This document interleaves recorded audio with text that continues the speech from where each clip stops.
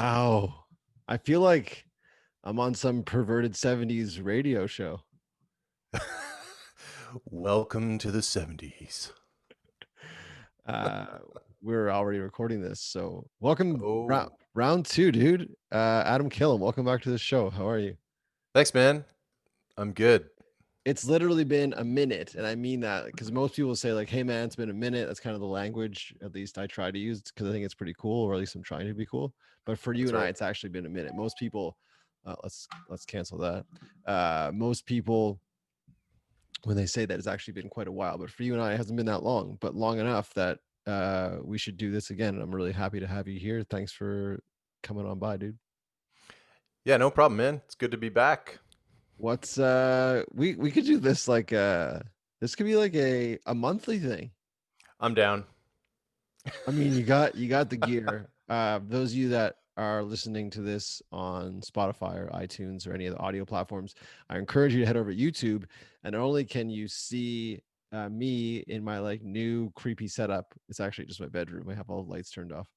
Um, but you can see Adam's amazing haircut, which looks incredible, and his very slick audio setup, which has already making your last appearance on this podcast just seem inappropriate. I mean, this is just like, Do you know that I had the same mic, but what I forgot to do when we spoke last time is that this thing's on an arm, right? And yeah, it was set way back. And because it sounds the same to me, no matter how I speak or where like in the room, it doesn't yeah, obviously change what I hear because I didn't also have my headphones plugged in. Like, a yeah, lot of guys will have the yeah. I usually headphones. do. Yeah, yeah. Yeah. And I could do that, but, forgot to do that. And so this thing was set like 2 feet back from my face. And I listened to it on YouTube and I was like, oh crap. I was like, this mic's way too expensive to sound that bad. And I'm like, oh, it's not in front of my face. Yeah. I was gonna say something, but I didn't, and uh, I don't usually, and because I while to be honest, like my major focus with this podcast has always been that it's a podcast first and foremost. So audio is king. Video is like just a cool byproduct. Yeah. But audio is always for me my number one. Mhm. But it's hard for me to really push people to like, go and buy a microphone like the one you have, or like, hey, speak into the mic. But now I realize that It's important. it's super important, man. And someone told me when I was first starting this podcast, and it stuck with me, and it's so true. If you go to a movie and you're sitting in the theater and the audio is on point, but the picture is grainy and choppy, you'll stick around. Yeah. If the audio is brutal and the picture is crystal clear, you're out. You're not going to stick around 100%. for it. So it's like audio is king. It's like Kurt Cobain said, obviously I'm paraphrasing, he's like, music is the first and utmost priority. After that, lyrics. That's why you'd see him at some live shows just like mumbling into the microphone. But musically, everything was tight, right? Well, that's got to be true, and I mean, yeah, I think that's been true for a long time, given how unintelligible most songs are, but they sound good. You know what I mean? They don't make any sense, and they haven't probably a lot of music hasn't made sense since maybe the '80s. You Yeah, know? yeah. You're jazz, right? That's Yeah, right. and if you listen to music further back, like it does actually make sense. It's kind of like painting, like they used to just literally paint like exactly what they saw, and then people got away from that. I think it's similar with audio. Um, Not to go off on some tangent that I really No. don't know anything about, but I've been on. Have you tried Clubhouse yet? The app that's kind of catching fire at the moment. It's all audio based. No, the only Clubhouse thing I know is are the really shoddy kitchen spices that no one uses. Well, we'll have to do a chat on Oh, wait. Clubhouse. Yes. No, I have. Pardon me. Sorry. I have heard of Clubhouse. Mm. I heard it. I heard of it. I want to say last Christmas. Hmm. And it's like, so interject here, but it's, Yeah. you like have hangouts with people, but it can be like a random person can come into your hangout as well. Is that true? Yeah. So the way that it works right now is, you start a room which is just an audio room, and inside the app, everyone's little face shows, just like on Facebook or Instagram, whatever. There's like a little icon for who Right. you are, And if you're the host, you can invite other people to be a moderator. And then the idea is that um, you can select your people that you follow or that follow you. I think that follow you, and you can invite them to join the room. Okay. And then there's an ongoing sort of list, almost like the Facebook news feed. There's like a list of rooms that are currently or conversations that are currently happening, and it's open. Anybody can join a conversation and listen in. And then if you want to participate, you have to raise your hand by Got pushing. you. Yeah, Got you. yeah. Okay. So it's kind of like for me, I haven't spent a ton of time doing this, but it's almost like an Instagram live with someone else, and you can like ask to be a part of it. Yeah, yeah, it's kind of like that, but it's purely audio, and the audio is actually pretty good. Like as long as people have a good internet connection, the voices sound really good. Just as an example, yesterday I saw that this guy that I met a long time ago, and his name's Rich Goldstein. He's a patent lawyer from New York, and I actually have a patent related question, and I was like, wow, that's timely. So I jumped into his room, and he probably had 200 people listening to him, and he brought up maybe 10 or 15 people to ask questions, and we had a really interesting discussion. And then once as other people got their questions answered, that I answered some of the questions for me, and then I had a chance to ask my question, got it answered, and then I jumped out. Last night I joined a like 500-person conversation. I mean, at any given time, usually there's Yeah. one person speaking, right? There's a little bit of a back and forth, but mostly it's like people listening with a few people talking. And I joined. I've got a buddy named Ezra Firestone, and he's big in the e-commerce world, and has a really successful e-commerce presence. And then he teaches people how to do what he's done. And so he was in there with a couple of other high-level marketers that I know and have met personally, but they were hosting a massive room, and it was really cool just to jump into this thing. Guys like Mark Andreessen, the guy that the billionaire founder, or basically the guy that invented Netscape, Okay. um, Yeah. That's like the original browser back in the day, yeah. and is now one of the most successful venture capitalists in the world. He hosts, like, he's on some of these things. Like there's a lot of like Silicon Valley bigwigs, because this app has really taken off in the past like couple of months.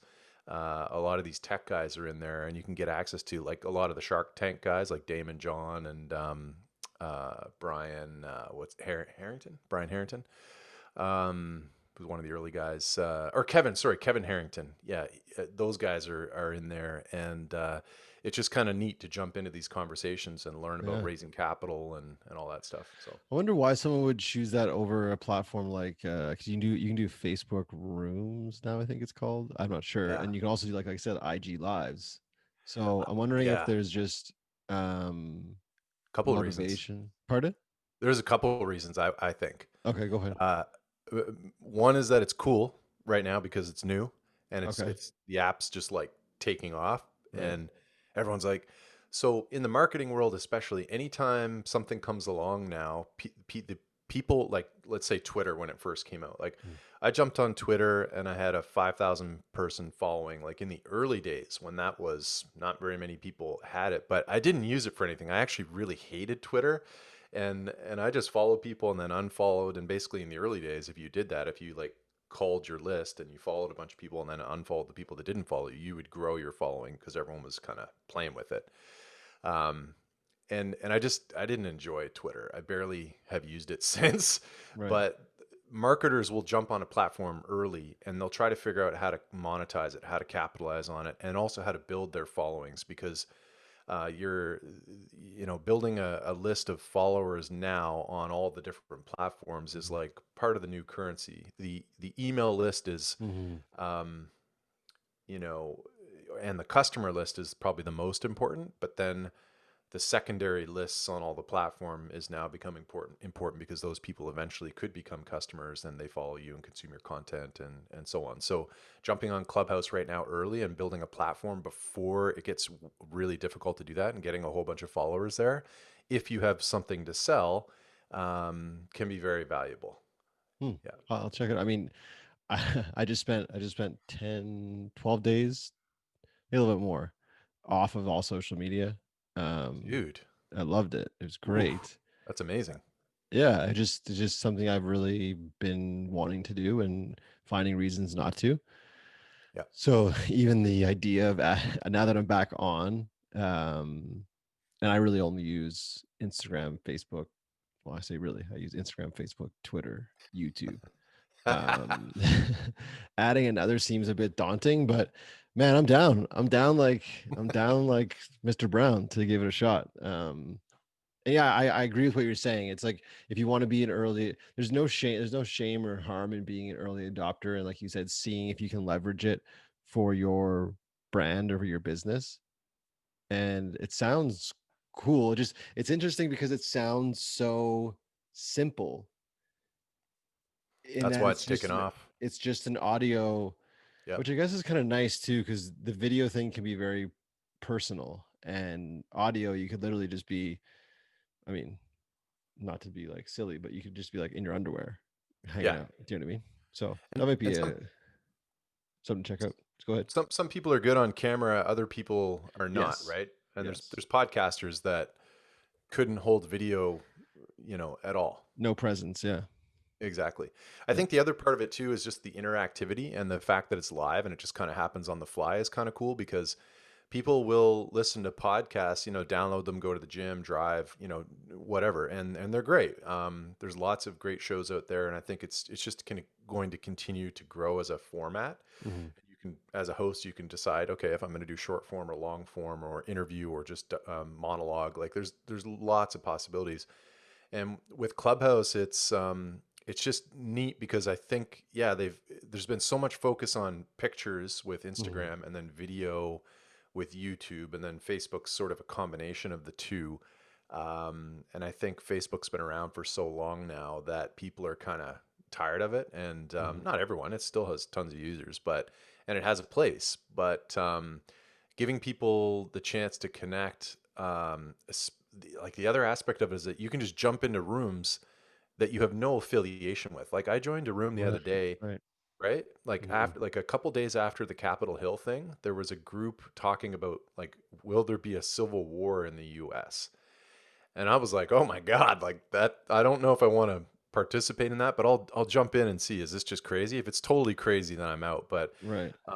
it turned out that it was a lot. It was like there was like 300 or 400, and primarily black, like young Right. black users. Hmm. And I was like, wow, I'm really curious to hear what their take is. And so I listened in, and then I messaged one of the guys on Instagram and had a little conversation with him because I missed one of the points he made, and it sounded like the room was like, oh, that was a really good point. I joined like right after he had spoken. So it's just interesting because you can jump into these conversations where you might not have any connection to a group Right. or Silicon Valley venture capitalists. I don't, but I want to hear what they're talking about and what's got their interest up. So I think Yeah. that's part of what it offers as well. Yeah, I think that in its I think that at the core, like what you just mentioned, or at least how I interpreted what you just said, is why I think why right now is such an amazing time to be alive, especially if you're like you and I in working to grow our own brands and have our own businesses. And it's like anything is possible. Everyone is accessible. Like Yeah. literally everyone's accessible. They may not get back to you, but you've never been able to before DM a CEO of a Fortune 500 company. Guess what? Now you can. Yeah. You know what I mean? It doesn't mean they're going to get back to you, but guess what? If you do it enough, they probably will. And it's Yeah. just, I think that transparency is so cool, but it's definitely a fine. I mean, we're getting off on a whole topic here, but it's a fine line, right? It's a fine line between um, how much we engage. And this is a general sweeping statement, but how much we engage and share on these platforms, and how much we mindfully use them, um, as opposed to them using us. Which Yep. that's for me is that's just like a slippery slope. And hey, I'm a firm believer. Like if the governments want to find out my information, guess what? They're gonna find it out. Doesn't matter. Like I'm not smart enough, nor do I really care enough to hide anything. Hmm. But I think we all have to be really careful about, um, how much information we openly share on these platforms, and or just be aware that anyone can look at it at any time, and you don't Yeah. know. And you got to think about the risks too in terms of, So probably one of the things that could be dangerous for just about anybody is like identity theft, right? Yeah. And having your passwords stolen and bank accounts, passports. Like there's sort of a, a level where anybody could be a victim of that type of thing, and it could be detrimental big time. Now, identity theft aside, I think the risks, or just somebody using your credit card information, getting a hold of that and making purchases, like I'm not an expert on cybersecurity and what the risks that the average person faces, but when I think about it, I'm like, okay, well, how likely is that? And I try to take care of my passwords and change them Mhm. and do some of the bare necessities. You can read up on it online a little bit and get like a base level understanding of like, okay, these are some things that I can do to protect myself. Um, but the more you have to lose, I think the more you have to think about security, and the more you become a public figure, or if you're the CEO of a company, if you are a Bitcoin trader and everyone knows that you have 100 million in Bitcoin somewhere, all of a sudden, when there's more at risk, the security questions and things, you got to take it more seriously, I guess. Yeah. If you're a business founder, the risks are probably pretty low. Like right now, for example, Civilian Strong, we sell coffee. Yeah. Like somebody rips off, I mean, there's no ripping off that idea. Lots of people sell coffee now. I'm Right. hoping we can create a brand that is distinct, and that'll have multiple pieces, of which I'll, for the at least the beginning, I'll be part of that. Eventually, maybe I won't be, and the brand can stand on its own 2 feet. But anybody could start a shoe company, lots of different things. And so the risks in the early days are quite low. But once that becomes actually like an asset, the risks, they get a lot higher. Yeah. Man, we're just going all over the place already, aren't we? Yeah, I'm happy. I'm okay with that, dude. It's just like we're just hanging out, and I'm okay Yeah, with we're that. just hanging out. But I did. I'll be honest. I did have some ulterior motives with this Oh, podcast let's and talk. having you back on. One, I think you are a really incredible mind, and I really appreciate our conversations. And I appreciate. I think I mentioned this on our last podcast. Perhaps I didn't. I thought about it at least. We're very different, but we're also very similar. And I think that is just you and I. That's kind of all of us in the world. Like we're very, very aligned, but we're also so unique in our own ways. And one thing that I think you offer me as a friend is similar to what Lindsay, my partner, offers me. And I'm very much a head in the clouds kind of guy. And I feel like in conversations with you, you maybe not consciously do, but you challenge me to be feet on the ground, which I think is a really healthy thing. And I wanted to say like thank you for Cool. that. If you know if you're conscious of that or not, but it's an attribute of our relationship that I really appreciate. But at the same time, I also feel like you and I can kind of chase the whimsies together, which I'm also very very fond of. But one thing Cool. I wanted to uncover on this podcast, not only for myself, but also for the listeners, and just because I think it's such a unique story that you have to share, and feel free to tell me to pump the brakes on it if you want to. But um, you shared something just the other day on Instagram, which is ironic in that the last time we did this podcast, it was something you shared on Instagram that was a call to action for me. And this time wasn't the exact same story because we'd already booked in this podcast, but you shared Mhm. something just the other day that I thought like, oh man, I wonder if Adam is open to going deeper into this. Maybe be cathartic for him. Maybe that's part of why he made that post to kind of practice that. Mhm. um, but death is something that I'm intrigued by and have been touched by, but not as closely as you have. So I'm wondering if you are open to, discussing that some more, and then Yeah. having just an open conversation and dialogue around that process. We're And talking about perhaps the deer that I shot this summer, right? I don't know. I just I'm just kidding. I'm kidding. So, just for everybody listening, I did kill a deer this summer. We can talk about that later. yeah. But Yeah, I do want to talk about hunting. So hunting yeah, is yeah, definitely on our minds. we'll talk about hunting. But yeah, so for people listening to this, I wrote a post the other day on Instagram about a book that I bought, which is called Unfuck Your Brain. Right. And it's the title of the book is, it's I mean, using the F word in the title of a book right now, or anything is trendy. I think Mark Manson kind of popularized that. But it was interesting because I was taking a look at this book, and the reason why it appealed to me is because it at the end of 2009, October 2009, my mother passed away, and the 2019. events, or sorry, yeah, 2019, yeah. Obviously the coffee's not allowing the full thought. Must work its way through my veins.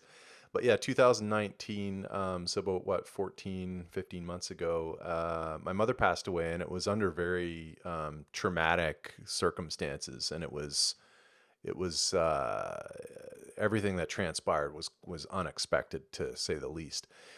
So I wrote a post about this book, and I was actually intending to write a post about Civilian Strong and saying something along the lines of, because part of the concept of Civilian Strong is that you need to work on your mindset and what's between your ears as much as you need to work on your body. And how you show up in the world in order to live like a strong, adventurous, successful life. Like that's sort of part of the ethos of the brand. Strong mind, strong body, live a life of adventure, start your days powerfully. Like those are the things that I sort of wanted to talk about, and then I was going to relate it back to buying this book, because that book is very much an exploration of triggers, anger, but it also talks about grief, and it basically covers some of the biggest things that set us off emotionally and mentally and psychologically. And I was like, oh well, this sounds interesting. It had a ton of reviews, so my intent was to tie it back to Civilian Strong. But where I went with that post is I started talking about my mother and my experience. And one of the things I said was that 2020 was one of the hardest years of my life. I mean, I'm paraphrasing myself now, Mm. but it was one of the hardest years I've ever experienced, and it had nothing to do with COVID. COVID might have added 10 or 20%. It's really hard to separate that from anything now, right? Like COVID did affect everything, but I was in such a deep hole at the start of the year that I feel grateful that I survived 2020. And I would say COVID was literally a side note for me. So last, I guess, yeah, it was June 1st, 2019. I left an incredibly good job working for an advertising agency in Boston. And again, this is just a side note. I've been working from home since 2007. So the whole shift that people had to go through in 2020, I was like, okay, I thought I was behind the curve. Right. You were already like in the junior high slash high school of working from home. Everyone else was like still Yeah. wetting their diaper. Oh, 100%. Like like it was clear a lot of people really struggled with that. Now, to be fair, I don't have kids either. So that's a whole other dynamic. If you're Yeah, yeah, coming to yeah, work at home, anyway, we don't have yeah, to go down that rabbit hole. But yeah. so I quit my job to start Civilian Strong. I had a vision for the brand. I had a rough business plan that's just like, not a big document, but I had sort of thought through what I needed to achieve. I had some level of savings that I was willing to say, okay, I'll live off of this portion, and the rest of it I can invest, and I'll give it a certain amount of time. And if I can't get any traction with it, then I'll just, I'll pivot into something else. And whether that's getting a job or going back to consulting, okay, no problem. So I quit this job on a high. I had done really well there, and I helped them in my role as VP of Business Development. I helped them make the Inc. 5000 list. Now that is a list that you apply to, but there's like 100,000 applicants, and you have to show really strong revenue growth. And as the person that was closing the deals, like I directly contributed to them, achieving that distinction. And so, and I worked with a great team, and it was I had some pretty unique experiences. I got to travel the world. It was wild. So I left that job and really wanted to take that energy into this new project. And so I took about 3 or 4 weeks off because I was feeling a little bit burned out. And part of what I did was I went home to visit my mother. And so went back to Nova Scotia, and she had cancer, but she had had cancer 15 years ago or so, and a different type of cancer, and had beaten it. And and then what happened is she started to have some pain in her abdomen, and long story short, it took them about 8 months to diagnose her. And so um, that's a whole other story, because part of me was really angry about that. And I've talked to people in British Columbia that have had the same condition, like lymphoma, and they get diagnosed in 2 weeks. And so that time span can mean life or death, right? So very frustrating. Mom was frustrated. She was in pain. I was traveling a ton. I did go back and visit her like quite a lot throughout all this. So for that, I'm grateful. But she was very resilient. And when she started chemotherapy, she responded well to the treatment, and the tumor appeared to be shrinking. But what happened was this tumor was in a really bad place, surrounded by blood vessels, and it ended up perforating her, like her intestine. Hmm. And basically, what happened, if that's a life-threatening, like you typically would die from that within a day or two, because all the things that aren't supposed to get into the rest of your system kind of leak out, and it causes an infection. And so that happened 4 days after I showed up. And immediately, she went from like a 3 on the pain scale, and she was taking medication to manage it, like a 3 or a 4 or whatever, to like a 10 out of 10, like instantly. And we had to rush her to emergency. I ended up spending the next 17 days and nights. I stayed the night in the hotel. They got me. At first, I was sleeping in chairs next to her bed, which you don't sleep. It's brutal, um, brutal for me, and then for her, that's like, Hmm. obviously she's in pain. They're giving her medication, but she's in agony, right? So any time that I reference my own pain or discomfort, it's very small compared to what she went through. And I don't want to I don't want to make it seem like I had it that bad, because I really didn't.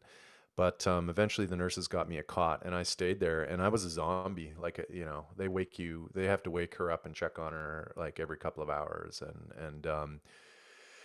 and you're told that your mother's gonna pass away, when before she was just this, like, such an amazing person, tons of energy, tons of love, someone who dedicated her time to the community.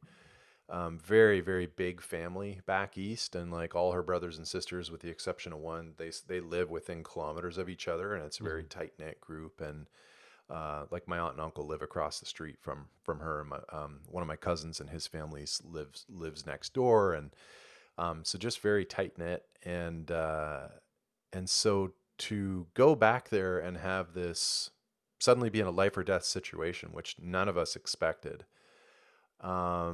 But then it just got crazier, because she survived the first couple of days where they thought she was going to die. Um, and then she ended up being in the hospital for about 6 weeks on that first stint, after they told her she had 2 days to live. And the body it does happen from time to time, that something like this will happen, and the body will um, go in, and it'll form a little ball and separate that little pieces of infection off from the rest of the system, right? Hmm. And so she had all these little zones throughout her body that's what had happened. And the women in our family tend to live really long, and I have great aunts that are in their 90s, and I think my great grandmother lived to be 99 or something like that. And so, Dang. like, I know we come from good stock. um, but basically, she was in the hospital withering away due to the cancer, and because of this perforation, any food that she ate would just go right through her. Like, she couldn't, so her body wasn't absorbing the nutrients.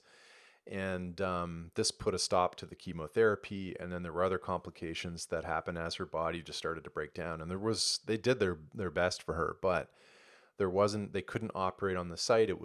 The operation would likely kill her because of where this tumor was, and it was just not something they could remove. And it was absolutely brutal to experience this. And uh, you know to not sleep for 17 days. And then after that 17-day time period, I went to my mother's place and started staying the night there. But we have cats and I'm highly allergic, or she has cats. I'm highly allergic. So it's like the entire time I was there, the whole process lasted about 3 months. I wasn't sleeping well at all. Um, and then, uh, not sleeping well, different 4 hour time difference. So there's that.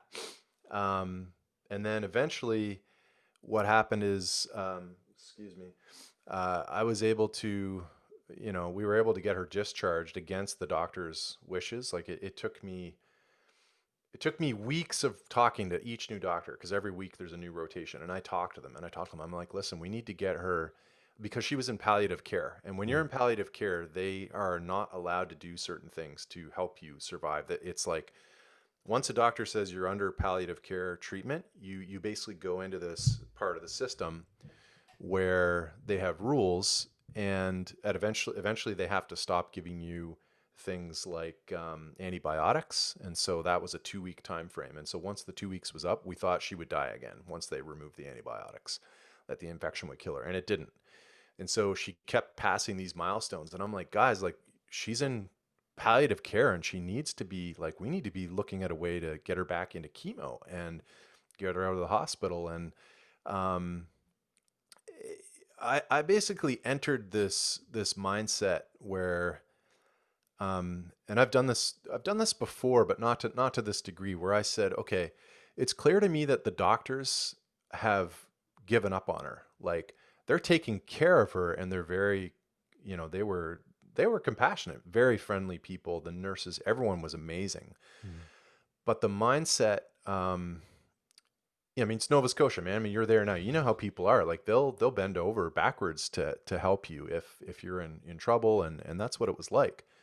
But the system and the way that they have to do things works against you. And like, there would be doctors that would come in and talk to my mother and ask her all sorts of questions, and then they would ask her about treatment options and what she wanted to do. And I was like, guys, I would be there for this, and I'd be like, guys, she is suffering from short-term memory loss due to chemotherapy. She's malnourished. She hasn't slept well in weeks, and you guys are asking rapid fire complicated questions about her care. And I'm like, how do you expect her to be able to? And she was looking at me like, I don't know the answer. And I'm Mm. like, oh, I got this. Like, that's what I was there for. Um, yeah, man, but it's brutal. Like, if someone's going through that process and um, they they don't, like, if they have to fend for themselves, they're fucked. Mhm. That's all there is to it.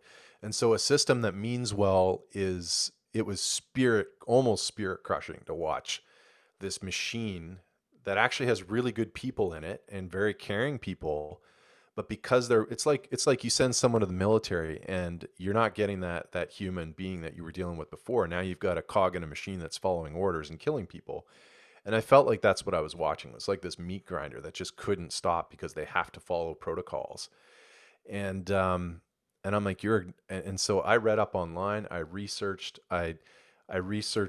everything I could about lymphoma, about keeping people alive via nutrition, intravenous nutrition.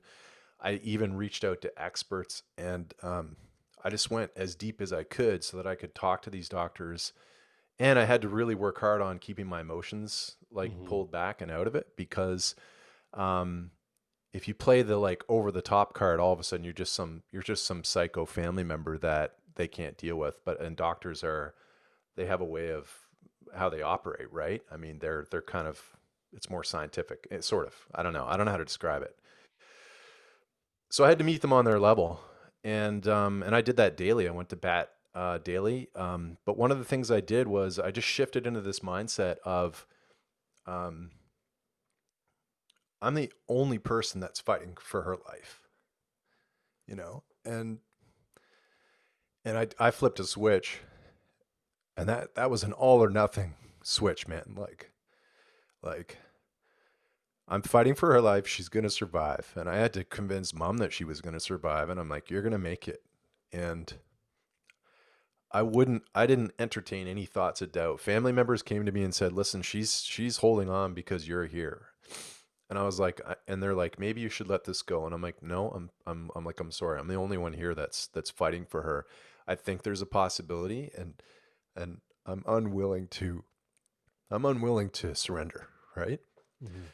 And it's pretty amazing to look back at it and think that like you can get to the place mentally where you throw a switch, and I was operating at 110% or 100% like every single day, especially when she eventually came home, because I had to give her medication like every 4 hours, around the clock. You don't sleep well when you're doing that. I mean, and again, what she was going through was so much worse than what I was Mhm. going through. Mhm. But to flip that switch, to give it 100%, to go all out, and then to lose is devastating. And it's not like you rolled a business or like the dice on a business idea and it didn't pan out, which I've had friends who have invested hundreds of thousands of dollars in businesses that that fail, and it's devastating, and it takes time to bounce back from that, and they do bounce back.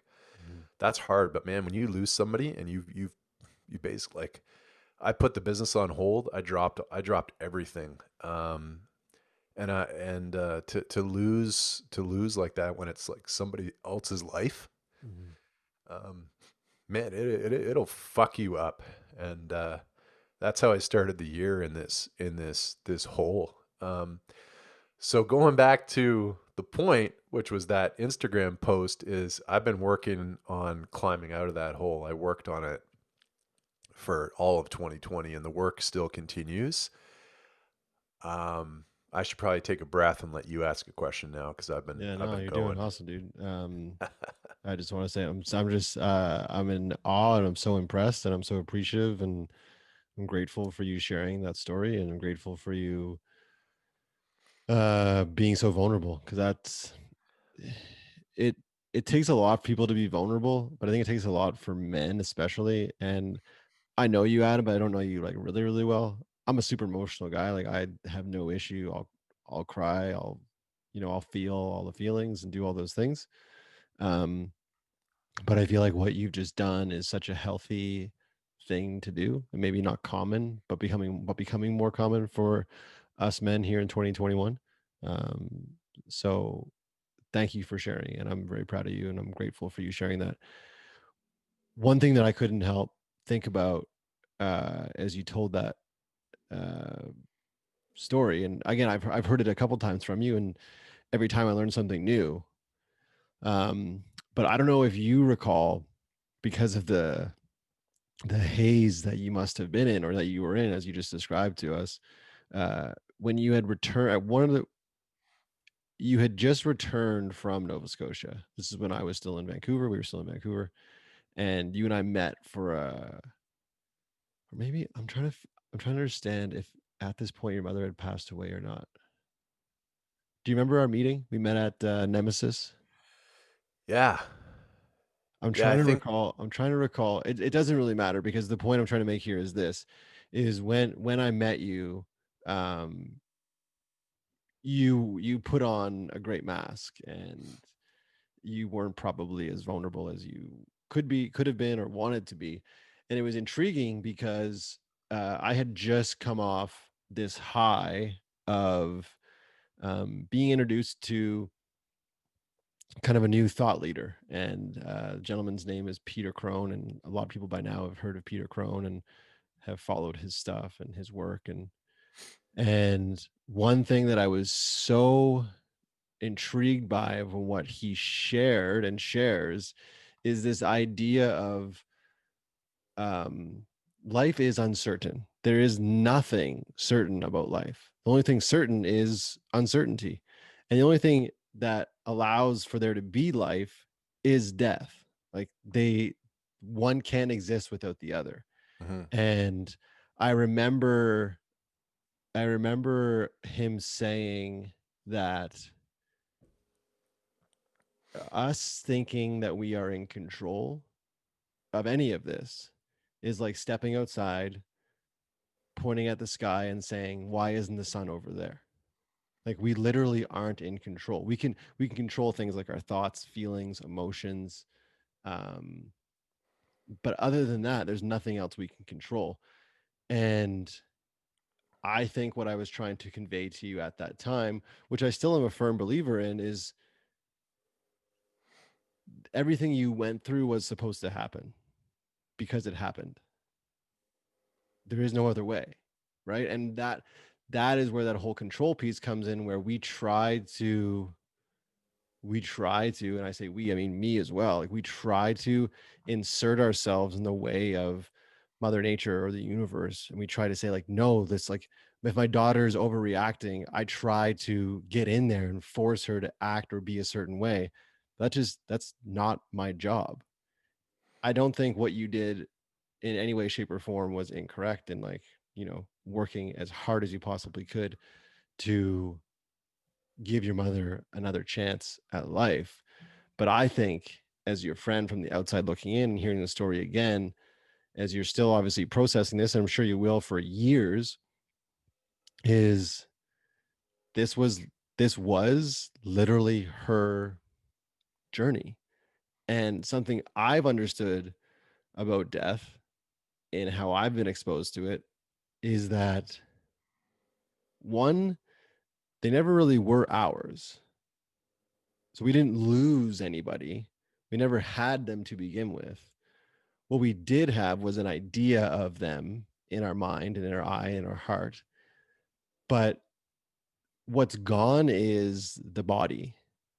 But what isn't gone is the most important part, which is the soul. Like the soul lives on in memories, in you, in like literally your genealogy and how you look and how you like walk a certain way or cook a meal a certain way. Like there's your mother is still very much here, just like my grandmother and grandfathers who have passed on, and friends uh, who have who have died far too early. They're still they still exist. This is my belief. They still exist. It's just how I knew them, how I experienced them is no longer. And for that, and I'm not saying this is how you need to feel or how anyone needs to adopt, but for that, I I no longer try and fight against what death is, because I just understand that it's not up to me. And do I want people around me just to start dropping? No. But I understand that now more than ever at 38 years old, that this all is going to end.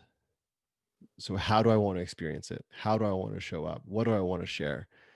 And that for me is such a key piece to be mindful of where you are at is, and I believe you did this again, perhaps unconsciously, in sharing what you just shared right now and sharing that post on Instagram the other day.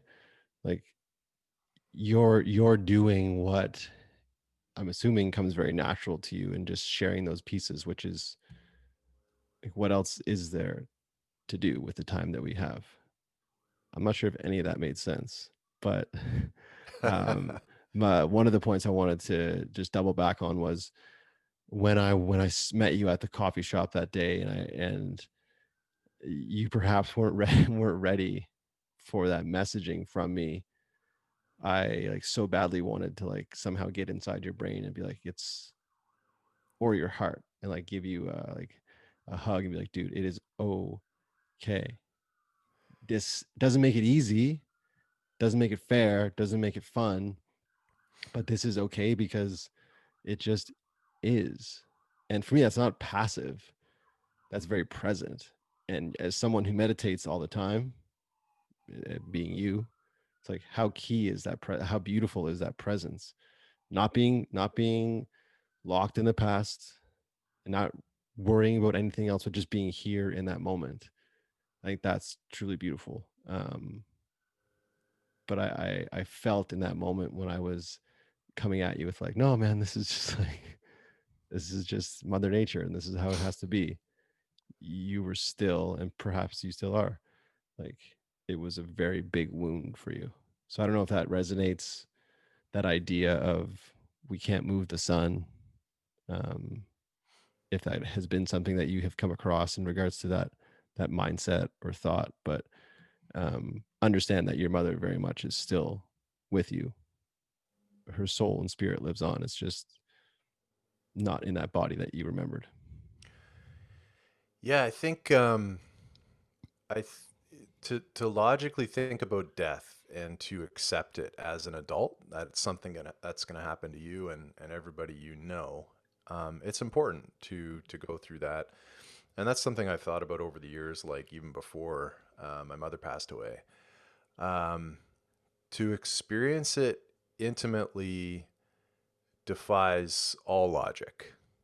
Like it it doesn't matter if you've accepted death or not when it hits you, because it doesn't unfold logically in your body and brain and emotions. And I literally thought I was going insane after she died. And I'll also say another thing. For me, I experienced it as a wave. So it's like you're out in front of the wave, and the wave might be coming, and you just, man, I did not know what that was gonna, when it hit me, what it was gonna be like. And there came a point in time about a week before my mother passed away where we talked with the surgeons and with her oncologist, and there was no, like, they were like, "There's nothing else we can do," and I just broke down at that point, because it was like, um, we had a definitive answer, and now we just didn't know. The answer was like when, not if, right? And mom had already accepted it, and she was like, she was very weak at that time, but she was like, she's like, I already knew this. Like, I can tell, right? Um, so that was a big blow, but that was the start of it. And then she did actually pass away a week later, but it still took a little bit of time for the real wave to hit. And I gave the eulogy at her funeral, which was probably one of the hardest things I've ever done. And there were standing room only. There, it was incredible. It was such an incredible experience, and painful and difficult, and also great at the same time. It was, I have really emotions on both sides of the spectrum. It was just wild. But then when that wave hits you, man, any logical reasoning that you have about accepting death and accepting the fact that the person isn't gone or that their soul is around, that's not going to save you when the wave hits, is what I'm getting at. And it's different for everybody. So it might play out differently for you than it did for me. And I've read a lot about this now. And that's what grief is. Grief really shows up differently. But I'll tell you right now that any acceptance of death or preparation that I had done in the past was like a house of cards when the emotions and the wave of impact hit me, and I thought I was going insane. And I Mhm. picked up a book on grief written by this doctor who lost both of his parents in like the 80s, and he wrote this book because he said at the time there were no resources, and part of what he explains is that in the past, lots of cultures, especially the further back you go, they have rituals, they have community processes where people get together. Mhm.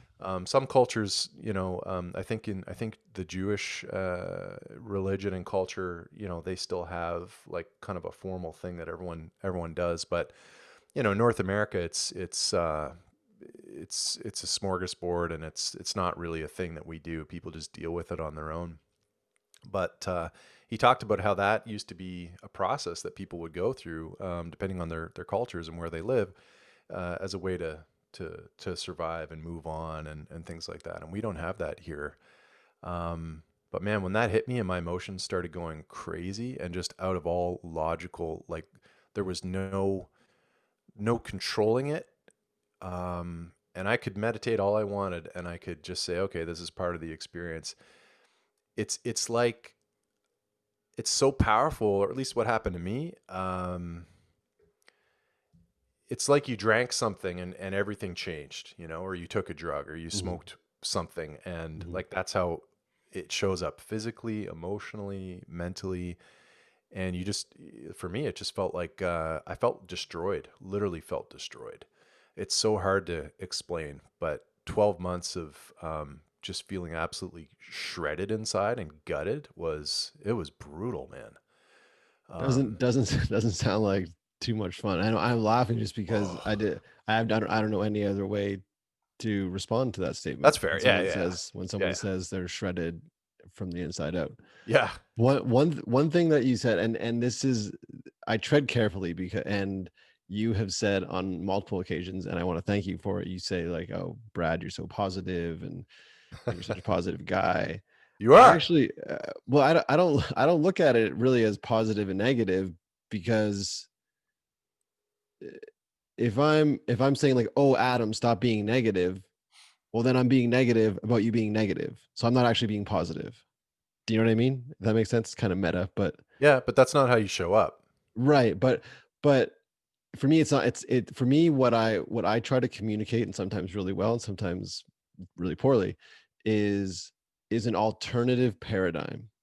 And I feel like I've been given a gift of, like, you could literally show up to my house with a shoebox full of poop, and I'd be like, man, what an amazing shoebox, right? But there's a couple things that you mentioned that I think are really interesting, and I would love to unpack with you some more, either on the record or off the record. Is you somewhat consistently use the word logic, and how all logic went out the window. I argue that there, when it comes to life and death, there is no logic. Like, logically explain to me how I can have sex with my partner twice, and now we just created two humans. Like, explain that to me. Inside of her body grows another human that is now walking around and laughing and taking baths and pooping and being like, there is no Man, logic. It's just, it is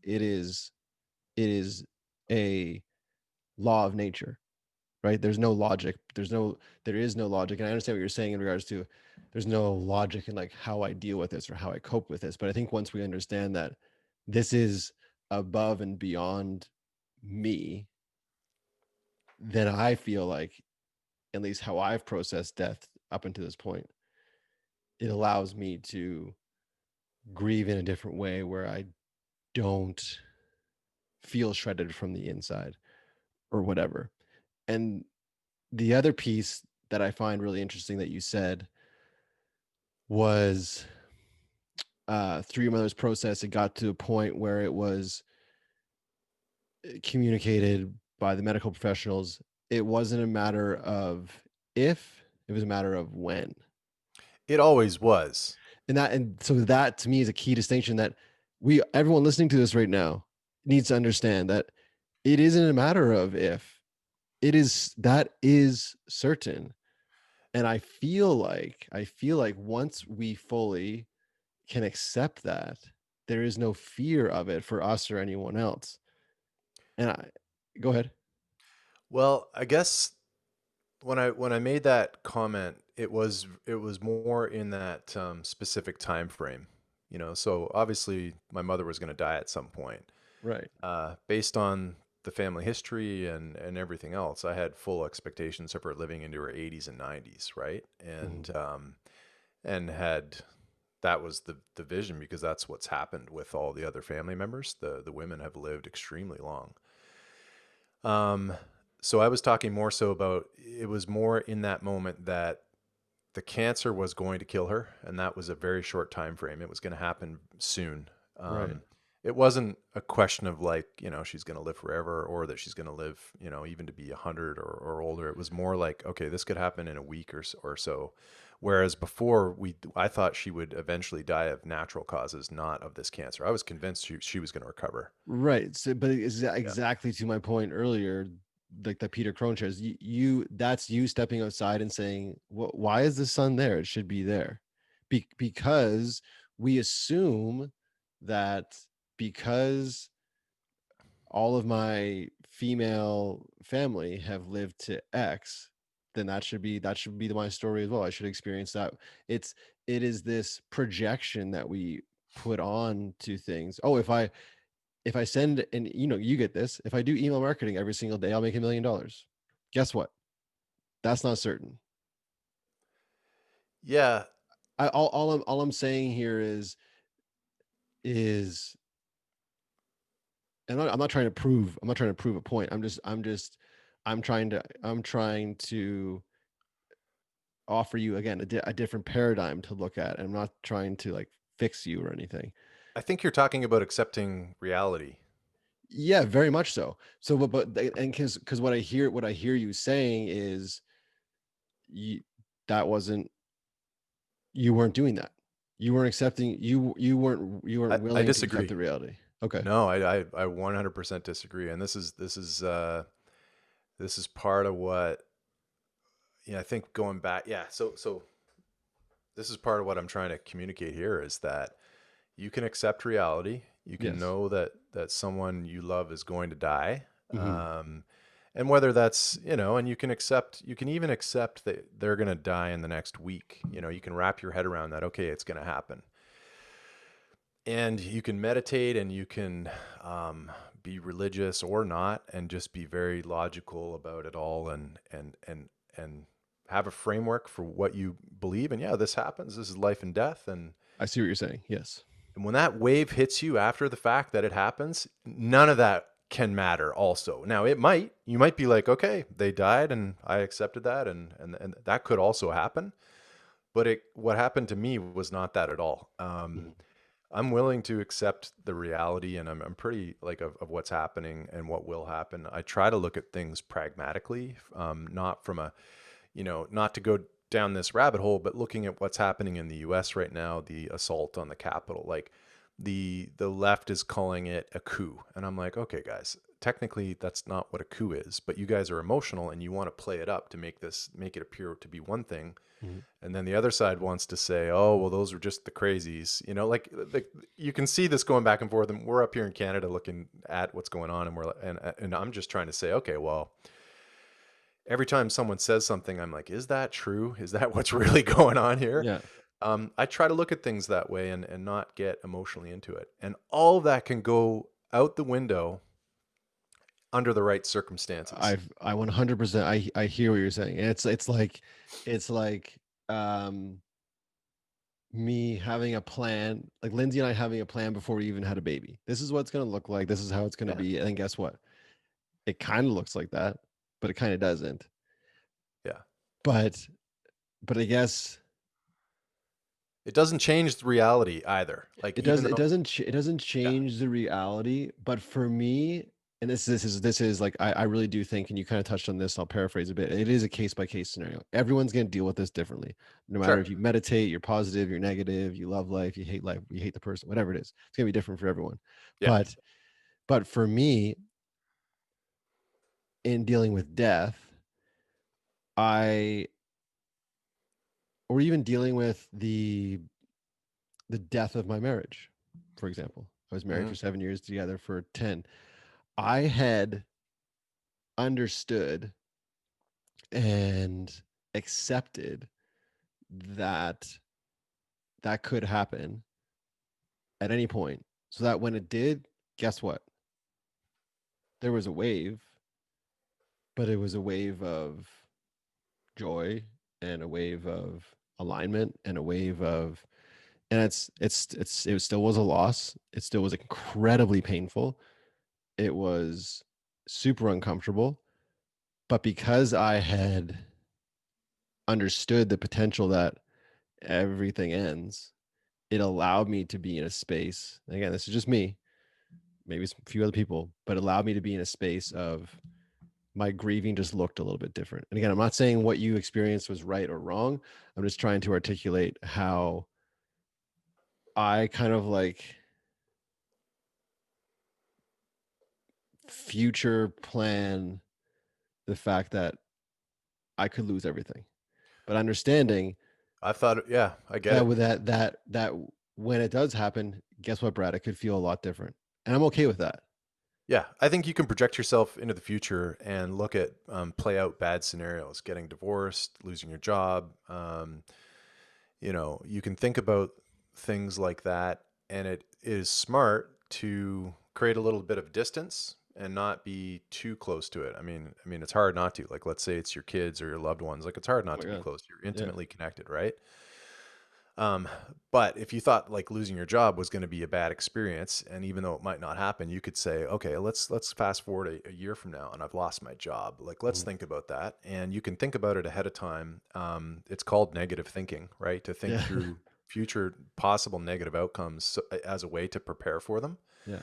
and then make plans. You can do that, and I did that as best I could in this scenario. Um, but it has a benefit, and it also may not prepare you for what happens. And that, Yeah. in my case, that was an understatement. Yeah. It'd be like training for a fight in the UFC and actually going in the octagon. It's like, guess what, dude? Very different. Yeah. Or Yeah. training. I'm just trying to draw The what I, analogy. the analogy. I'm not, yeah, I'm not trying to like dumb down what it is, but it's like, Yeah. Yeah. sitting in a classroom and studying war and then going to war. It's like Sure. totally different feelings. And I get 100%. and I get that. And I want you to understand that I'm hearing you. I'm hearing you. I'm not hearing you. Um I guess just for context, I wanted to dig a little deeper and see if any of that like rhetoric would stick with you or would resonate with you and perhaps be part of your um cathartic process in dealing with this. I think it already has been. I mean, I've spent 2 hours a day probably for most of 2020 delving into podcasts. I've been reading books. I went to counseling. I've been on a men's team since 2003, meeting every single week with a group, pretty much the same group of men. So we talk about the highs, the lows, the goods, the bads, all of this stuff. I have a close circle of friends who know me intimately, and who we talk about the inner workings of our lives. And so, man, I've done as much as I possibly can, and I'm continuing to do the work. And a lot of that is like trying to look at this situation objectively as well. Mhm. But again, the war analogy was probably the analogy that's the closest, because we know that when that soldiers train and it's intense and then they go into battle, and we know stories of PTSD and what Mhm. happens when, like, people can do incredible things in war and push themselves to extreme limits, and they can Mhm. do things they never thought, both good and bad, that they Yeah. thought were possible, and they can be heroic and they can be terrible and all these things. But when they come home, the PTSD is not something that anybody can prepare for. Mhm. And we know that it's like war is extremely traumatic on people, and even going back to World War I, like shell shock was something that doctors started to become aware of and study Mhm. because of all the bombs and stuff. And I guess that would be the best analogy, would be PTSD and war. It doesn't, whatever your framework was going into it, even if you hold that framework throughout it, that yeah, life starts and it ends, I can accept that. It can still damn near shatter you. It's Mhm. like that's what I experienced. It didn't matter how logical I was about it, because it just rocked me so hard that I didn't think I was going to bounce back from it.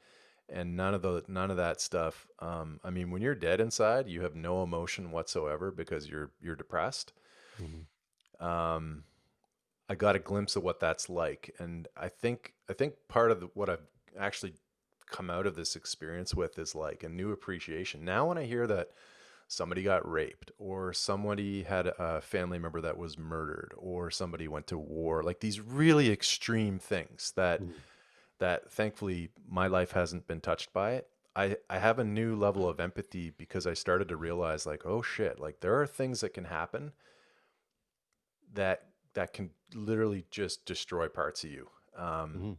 and that was a very eye-opening realization, and I have a new appreciation for people that have had stuff like that happen to them. It's kind of scary, yeah. Yeah. But I No, also hear and you. You still got to accept reality as it is. I think having that framework, it is helpful. Um, if I didn't, I think those are still tools that can help keep you sane while you're experiencing these things, right? Mhm. Yeah, Um, and in no way am I saying for you or anyone else, like, is it wrong? It's not wrong oh yeah, to grieve that way or to feel those feelings. All I'm doing is I'm actually just trying to understand better, and then I understand. I'm just trying to offer, like I said, another paradigm to look through. And yeah. I've been lucky that I haven't. I mean, I've been touched by death, but not. My mom's still alive. She will die. As you're telling the story of your mother's battle with cancer, I'm just thinking like, oh, what's it gonna be like? My mom had cancer as well years ago, breast cancer, and she's doing great now. Knock Awesome. on wood. But that day will come, whether it's cancer or whatever. And I'm just wondering, like, am I gonna call Adam and be like, dude, you were so right. I am shredded on the inside. I hope not. Um, yeah, me too. And I believe that I won't be. Yeah. But that's, you know what, I'm willing to. I'm in no rush to find out. Let's just put it that way. Well, one of my small regrets, and I would say, yeah, I'd say there's definitely bigger regrets that I have. With my mom is that we talked before she died, and I was like, "Is there anything that we need to talk about? Like, is there anything we haven't covered? Is there any past stuff that just needs to be unearthed? You know, like Skeletons whatever, in the right? closet. Yeah. Yeah, like are there things that you wanted to talk about that we haven't?" She was like, "No, like we're good. Like there's nothing outstanding." And so I felt really good about asking that question. Now, also being my mother, she could have just been like not wanting to hurt me either, right? Right. Yeah. You got to dig. But I felt reasonably confident that there wasn't anything big. One of the things I do regret not asking her is how she handled it when her mother passed away, because I had already moved out to Vancouver. Okay. um, I knew my grandmother was going to die, and I flew home, and I talked to her, and she told me, she was like, "Listen," she's like, I'm 87. I'm not doing well." She's like, "This is probably the last time that you'll see me alive." And we had a moment, right? Mhm. And it was awesome. And 6 months later, when she did pass away, I felt so fucking good that she had been aware, and that she had like taken a like she had the heart to give me the bad news ahead of time, right? Right. And her generation, very pragmatic, right? She was Dutch as Yeah. well, and so she's like, "I'm not going to beat around the bush. Like, I'm passing away. So I love you, and I just want you to I'll see know you that later. I'll see you I'll later. see you later. Like, I know this is happening, so don't feel like this is a bad thing." And that was great. I felt really good about that. But what I, in hindsight, after I've experienced what I've experienced, I'm like, holy shit. I'm like, did my mom go through this when her mom passed Hmm. away? And I wish I had asked her, and we had talked about that. And I also wish that I had checked in with her more often. And I think this is the other thing. This is a message for anybody listening to this. If you have somebody that's going through something traumatic like that, losing a loved one, you have no idea how good it is to just call that person and check in. And there's nothing you can say that's going to make them feel better. But the act of checking in and saying, "I'm thinking about you," it's Hmm. huge. And I had people that did that for me. Luckily, I've got some really good people in my life. And just that act is, it's helpful. So, Something I'm really intrigued by, and something I'm now kind of, I guess, pivoting my offer a bit with the coaching that I'm doing, is really focusing on relationships, both individual, like intimate relationships, but also in businesses, like HR situations. mhm. And something I'm really intrigued by when your story with your mom is, um, how did your relationship change, or did it, in those last few months? Like, can you articulate that for me and everyone else? um, I think my mom's always been very proud of me. Um, I was her only child, and people joke about parents, showing off their babies, for example, right? There's lots of memes about parents showing off ugly babies and things because they're just so like overwhelmed with love. And Yeah. my mom was like that with me. Not that I think I was an ugly baby any more than the next baby, but she has my entire life, was so proud. And even in my 20s and 30s and 40s, and that showed up by what other people back home would tell me, like, "Your mom's talking about you," and Right, right. and she was so proud that I got married and just, loved my wife and just all this stuff. And it was cool. It's a little bit, if it used to feel a little bit embarrassing, but as an adult, I found that really endearing. It was like just next level. Um, eh, you know, what happened when I went back and I was there was that because there was a point where I didn't go back to Nova Scotia for about 5 years, and that was like I was still trying to figure out what I was doing, and had a lot of negative feelings about my life back east, and so I didn't want to go home. Mom came out to visit me, and of course we would talk all the time and stuff, but I did feel like there was a period of time where we sort of moved apart, and it was part of just me figuring out what I was doing. When I came home and showed up and did that, um, and was there for her and like basically dropped everything. I mean, I didn't see my wife for 5 weeks at one point, which was hard on both of us. Not that, I mean, we actually see each other. We're comfortable not seeing each other way more than the average person I know in Yeah. their relationships. Like we've spent a lot of time apart. Maybe that's a topic for another Another podcast, round podcast. 3. Yeah. Yeah, man. Yeah, man. You got to be able to miss that person and spend time apart. Anybody that's spending like 24/7 with their significant other, I'm like, you're cruising for a problem. But I anyway, hear that. Yeah. so to do that and to show up like that, like I think it registered for her that um, I was there for her no matter what. Like it impacted her. And my mother was very good at deflecting praise from others and, that type of thing. But it registered and I was there. And not only did it register with her, it registered with the nurses, with the doctors, with my family members. My mother had 40 visitors a day for 4 weeks straight. And then the last 2 weeks before she got discharged, and I mean, she ended up going back into the hospital. I mean, I haven't told you the entire story. It's more of the same up and down, crazy back and forth. Um, but 40 people a day were visiting her, and then 20 for the last couple of weeks, and then people would show up at her place like all throughout the day. Like it was a nonstop flow of people that wanted to spend time with her. But I was there, and you know, dropped everything, and she saw that, and she saw that like when it mattered most, I put it all on the line. So, did that answer your question?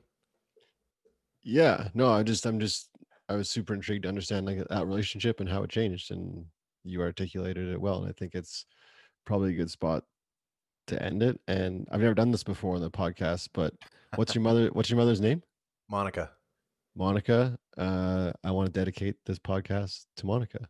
Oh, And awesome, man. I want to say thank you to you, Adam, for coming on. And again, super proud of you, dude, and what you're going through. And I think it's so healthy just to like get this stuff out and like articulate it as best you can. And sometimes we don't know the best way, and I just kind of displayed that, as I said, a UFC fight, and that didn't really apply, but eventually we got there. It actually could. It could. Yeah, I just I can see how someone listening to that, like my mom would be like, that's super insensitive, and that wasn't my That's. intention. That wasn't my I'm not intention. worried about that, man. I'm not Yeah. worried about that. No, I know you're not. But we definitely do have to get you back on for other reasons. I want to talk hunting. I want Yeah. to talk the fact that yeah, you never see your wife. um, She's in the next room. I've actually never met your wife. I've never even seen a photo of your wife. Oh wow. Okay. So maybe we'll do like a couples podcast one day. That's right. Um, but no, man, thank you so much for coming on again, and thank you for being so vulnerable and sharing. I think it's such a powerful thing to do and to share, and um, I think it's I think it's kind of your duty, to be honest, to do that. Um, both for yourself, but also for everyone else, and most importantly for Monica, because she deserves to be remembered, and not just through her eulogy on that day. She deserves to be remembered years from now. And the cool thing about this podcast and us dedicating it to her is this will live here forever, just That's like cool, man. her soul will. So I um, appreciate that. wherever she is, looking down on us, she's probably in the neighborhood around where I'm at, dude, because I'm back in Nova Scotia, so she's probably close to here somewhere. There's lots of Yeah, woods she around here, so probably you could be out in the woods somewhere. Who knows? Um, but yeah, we'll get you back on, dude. I appreciate you. I love you, and I'm proud of you. And if you guys don't already follow Adam on social media, go follow him at at Adam Killam and KILLIAM. AM.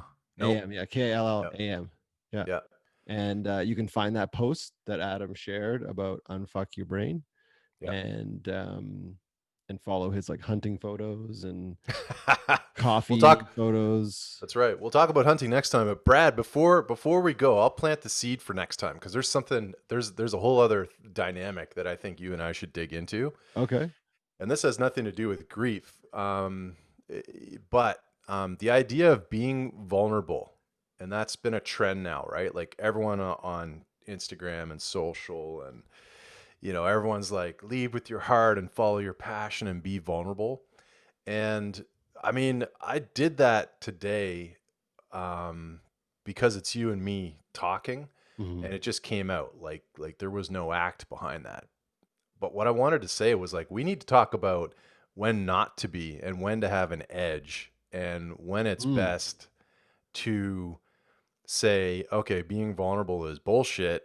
And that's not where you need to go because I think this pendulum has actually swung way too far. Now, it might be ironic given what I've just told you and how I showed up pretty emotional on the call because, like, I didn't think we were going there today, man. And we went there. So, fair enough. Yeah. But I actually think I think there's too much of that. I think a lot of people don't know how to turn that dial off because they're being hit with it so much and they're being told by influencers that they got to bare their souls. And there's actually a Yeah.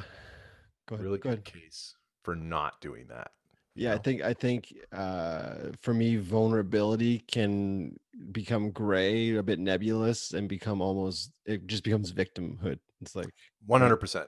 It's like, okay, you're kind of just complaining now. You're not just being vulnerable. You're just being a little, my life Yeah. sucks. Like, okay, then what are you Let's doing delve into that next I time.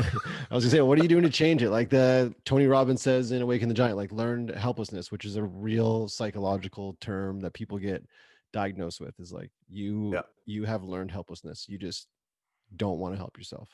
Yeah. So I think, yeah, the vulnerability piece. I'll be honest, I don't see a lot of it because if I start to sniff it out, I'm like unfollow. I just don't spend time with those people or that stuff. But yeah, I'd Yeah. love to, man, all that stuff. I would love to. Like, I'm serious, dude. Let's talk about this offline about doing I don't care about the analytics. I don't care if just my mom listens to this. Let's talk about getting you on regularly. I think they're great conversations, and um I'm down.